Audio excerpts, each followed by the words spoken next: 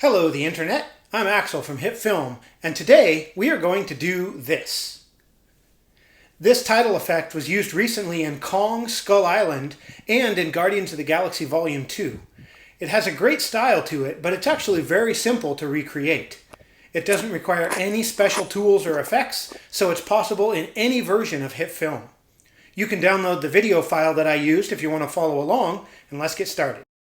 In Kong, the style of their titles was matched to the film title, using a stylized paint stroke font in deep red paired with a simple white sans serif font. An important aspect of any intertitles used in your projects, though, is to design them to suit the context in which they are being used. The clip I filmed for this example is the old Dungeness schoolhouse in the town where I live, so I selected fonts to complement that location. If any of you are fans of Dungeness crab, the bay just a couple hundred yards behind the schoolhouse is where they originate. Anyway, there are several popular techniques for embedding titles into the scene. This is one of the simplest.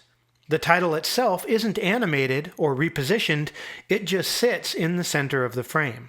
Then it is revealed and hidden again using masks which correspond to elements within the video. So, let's start by creating the title, then we will move on to techniques for the masks. Create a new text layer at the exact width of your composite shot and 400 pixels high. By using the exact width of your comp, the text is automatically centered in the frame. Then, add your text and center it in the text box. I'm using two lines of text, one for the general location, using a font called Londinia at a size of 190, and another for the specific site where the scene takes place, Lato at a size of 110 in white. But naturally, the process works perfectly regardless of how much detail you include, what fonts you choose, or what colors you decide to make them. You could be quite vague or very specific in your location. The contents of your title is completely independent of the technique. So, with our title created, we can move on to the masking. But it is worth mentioning that the scene you use for this works best if it meets certain criteria, and often it is advisable to keep them in mind when filming to ensure you get a scene that is suitable. Specifically, you want a fairly open view to serve as an establishing shot for your location, and two foreground elements that cross the frame. In our case, we have the building and the character. If they aren't in the foreground, then these elements need to be quite large to fully obscure the title, or else your title needs to be tiny. The movement can be created by the camera moving, so they enter or leave the frame, as in the example of the schoolhouse here, or the object itself can be moving, as in the case of our character.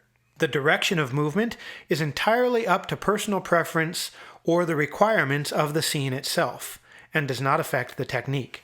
The two elements can move in the same direction or in opposite directions, as ours do here. Planning, it's important. Onward to the masking.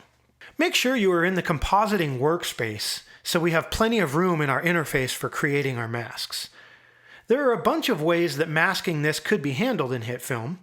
The built-in masking tools make it quite simple to animate the masks we need. But even there, we could add the masks to the title itself to remove the areas that overlap the building and the character, or we could add a copy of the background above the title and add masks to hide everything but the building and the character, so that these actually sit over the top of the text. Each of these options is useful for different situations. For this case, masking the text layer is going to be the simplest setup, and will work splendidly. But in some cases, if you are adding effects to the text, or if the object you need to mask is comprised of multiple layers, then using a copy of the background might be a better option. Another option for the masking is to use Mocha HitFilm to rotoscope the objects you need to mask. This can greatly speed up animating the mask, but for this tutorial, we're sticking with the free options.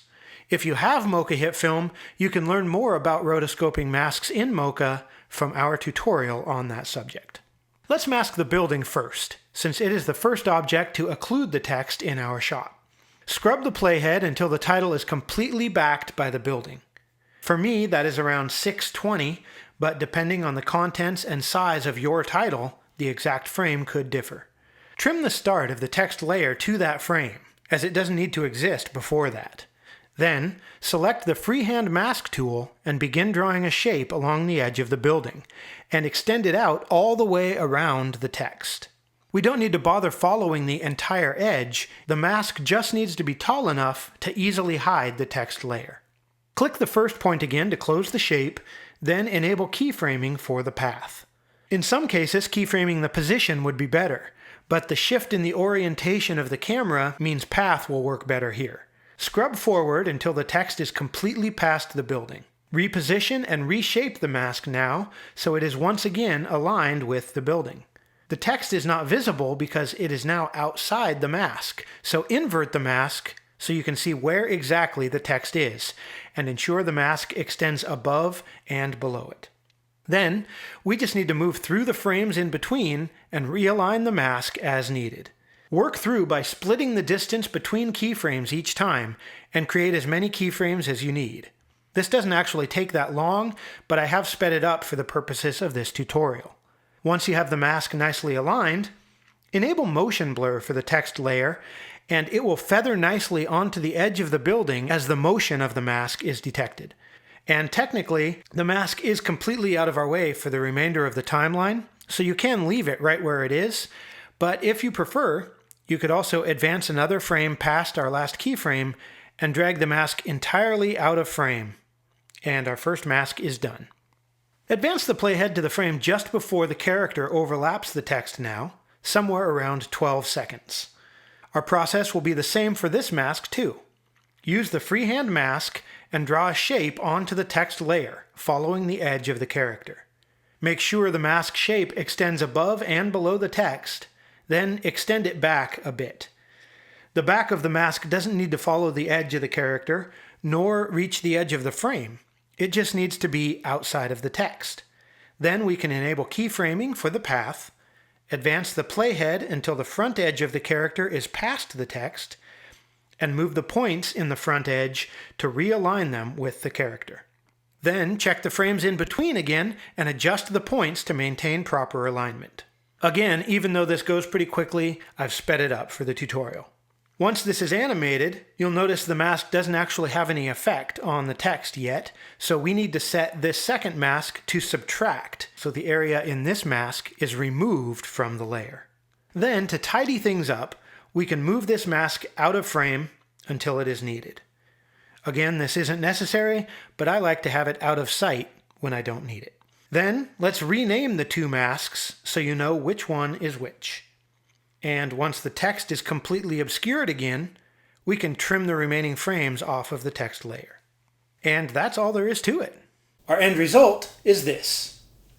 The technique is simple, it's fast, and it's versatile, as you can adapt the design to fit whatever production you're working on and create the masks to fit any object in your scene.